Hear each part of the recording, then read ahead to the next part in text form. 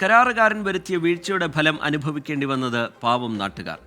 തൃത്താലയിൽ നിന്നാണ് വാർത്ത. തൃത്താല നിയോജക മണ്ഡലത്തിലെ പാലത്തറ ഗേറ്റ് 5 മൂല റോഡ് തകർന്ന് തരിപ്പണമായിട്ട് വർഷങ്ങൾ പിന്നിടുകയാണ്.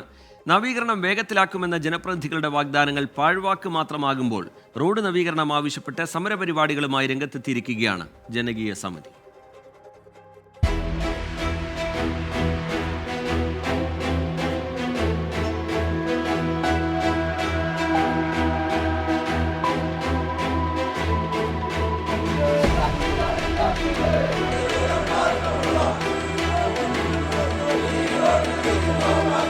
റോഡ് പണി നിലച്ചാൽ പഴി കരാറുകാരന്. അതെന്ത് വിശദീകരണമാണ്? നികുതിപ്പണം മുടങ്ങാതെ കെട്ടുന്ന പൊതുജനത്തിന് സ്വീകാര്യമല്ല ഈ ന്യായവാദങ്ങളൊന്നും. പാലത്തറ ഗേറ്റ് 5 മൂല റോഡ് ഈ അവസ്ഥയിലായിട്ട് വർഷങ്ങൾ ഏറെയായി.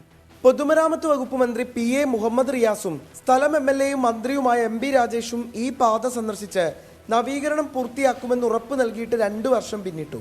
പാതയുടെ 2.2 കിലോമീറ്റർ വരുന്ന ഭാഗത്തിൽ 750 മീറ്റർ ഇന്റർലോക്ക് പ്രവൃത്തികൾ മാത്രമാണ് ഇപ്പോൾ പൂർത്തീകരിച്ചിരിക്കുന്നത്. പൊടിശല്യം കൂടെ രൂക്ഷമായതോടെയാണ് പൊതുജനങ്ങൾ ജനകീയ സമിതി രൂപീകരിച്ച് സമരവുമായി രംഗത്തെത്തിയിരിക്കുന്നത്. ഈ റോഡിന്റെ പുനരുദ്ധാരണം എന്ന് പറഞ്ഞ് ഈ റോഡിൽ നിറയെ കുണ്ടും കുഴിയും അതുപോലെ ഗട്ടറുകളുമാണ് നിർമ്മിച്ചിരിക്കുന്നത്. ഈ ഒരു അനീതിക്കെതിരെ, ഈ ഒരു അവഗണനയ്ക്കെതിരെ, ഈ ഒരു നീതികേടിനെതിരെ സമരത്തിനിറങ്ങുക, രംഗത്തിറങ്ങുക എന്നുള്ളത് നമുക്ക് വളരെ അനിവാര്യമായ ഒരു ഘട്ടത്തിലാണ് നമ്മൾ ഈ ഒരു സമരവുമായി മുന്നോട്ട് വന്നുള്ളത്. കരാറുകാരന്റെ ഭാഗത്തു നിന്നുള്ള വീഴ്ചയാണ് പ്രവർത്തനത്തിൽ കാലതാമസം വരാൻ കാരണമെന്നാണ് പൊതുമരാമത്ത് അധികൃതരുടെ വിശദീകരണം. കരാറുകാരനെ ടെർമിനേറ്റ് ചെയ്യാനുള്ള നടപടികൾ ആരംഭിച്ചതായി PWD ഉദ്യോഗസ്ഥരും മന്ത്രി MP രാജേഷിന്റെ ഓഫീസും അറിയിച്ചു. എന്നാൽ പണി പൂർത്തീകരിക്കാനുള്ള കാലാവധി നീട്ടി നൽകണമെന്നാവശ്യപ്പെട്ട് കരാറുകാരൻ കോടതിയെ സമീപിച്ചിരിക്കുകയാണ്. വകുപ്പും കരാറുകാരും പരസ്പരം പഴി ചാരിയതുകൊണ്ടായില്ല. ദുരിതം പേറുന്നത് സാധാരണക്കാരാണ്. അതിനൊരു പരിഹാരമാണ് അവർ ആവശ്യപ്പെടുന്നതും. നിഖിൽ പ്രമേഷ്, 24 പാലക്കാട്. പൊതുജനം കഴുതയല്ല സാർ. ഒന്നല്ല 2 മന്ത്രിമാർ വന്ന് റോഡ് നവീകരണം പൂർത്തിയാക്കുമെന്ന് ഉറപ്പ് നൽകിയിട്ടും നവീകരണം എങ്ങും എത്തിയില്ല എന്നാണ് നാട്ടുകാർ പറയുന്നത്. അവർക്ക് പറയാനുള്ള ചില പ്രതികരണങ്ങൾ കൂടി. കേരളത്തിൽ ഏറ്റവും ദുരിതം അനുഭവിക്കുന്ന ഒരു പാർട്ടി ഉണ്ടെങ്കിൽ പഴുതൂർ പഞ്ചായത്തിൽ ഉള്ള ഈ പാലത്തറ ഗേറ്റ് മുതൽ നാടപറമ്പ് വരെയുള്ള ഈ ഒരു വിഭാഗമാണ്. ഒരു നിലക്കും ഇവിടെ ജീവിക്കാൻ പറ്റാത്ത ഒരവസ്ഥയിലാണ് ഇപ്പോൾ മാറിക്കൊണ്ടിരിക്കുന്നത്. ഇതിലൊന്നും പറയാനില്ല, കുറേ ബുദ്ധിമുട്ട് അനുഭവിക്കണം. വണ്ടിയിരിക്കുന്ന യാത്രക്കാർക്കും ബുദ്ധിമുട്ടാണ്. നമുക്ക് തടി കൊണ്ടും വയ്യ, ഒന്നുകൊണ്ടും വയ്യ. വണ്ടിയുടെ മെയിൻ്റനൻസ് ഇവിടെ പൊടിയാണ്. ഒരു യാത്രയ്ക്ക് ആൾക്കാരൊരു യാത്ര പല്ലടക്കം കൂട്ടിയടിച്ചിട്ട് നാവ് മുറിഞ്ഞിട്ടുണ്ട്. എനിക്ക് ഇവിടെ കടയിൽ, എൻ്റെ കടയിലേക്ക് ആൾക്കാർ വരവ് കുറവായിരുന്നു. ഈ പൊടി പടലങ്ങൾ കാരണം വലിയ ബുദ്ധിമുട്ടിലാണ്. പൊടി അടിച്ചിട്ട് കുട്ടികൾക്കുള്ള അസുഖങ്ങൾ, കാര്യങ്ങൾ ഒരു രീതിയിലും ജീവിക്കാൻ പറ്റാത്ത ഒരു സാഹചര്യത്തിലേക്കാണ് ഇപ്പോൾ ഞങ്ങളുടെ റോഡിൻ്റെ അവസ്ഥ.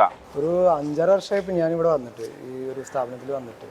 അന്ന് മുതൽ ഈ റോഡ് നമുക്കിപ്പോൾ ഒരു എന്താ പറയുക, ആസ്മാളജി ഡോക്ടറൊക്കെ വരുന്നുണ്ട്. ആൾക്ക് പേഷ്യൻ്റ് കൂടാനുള്ള മെയിൻ കാരണം ഈ റോഡാണ്. ഞങ്ങൾ ഇനി ആരെ കാണണ്ടേ? ഏത് ഉദ്യോഗസ്ഥരെ ഞങ്ങൾ കാണണ്ടേ? ആരെയാണ് ഞങ്ങൾ കാല് പിടിക്കേണ്ടത്? ഈ റോഡിലൂടെ ഒരു കാരണവശാലും യാത്ര ചെയ്യാൻ കഴിയാത്തൊരു സാഹചര്യത്തിലാണ് ജനങ്ങൾ. വളരെ ബുദ്ധിമുട്ടി, വീണ് ഉരുണ്ട് വളരെ പ്രതിസന്ധിയിലാണ് ഈ റോഡ് കിടക്കുന്നത്. ഒരു പ്രാവശ്യം വീണു, 2 പ്രാവശ്യം വീണു. പിന്നെ 2 പ്രാവശ്യം വീണിട്ടും എന്നെ എല്ലാവരും കൂടി എടുത്ത് പൊക്കിയതാണ്.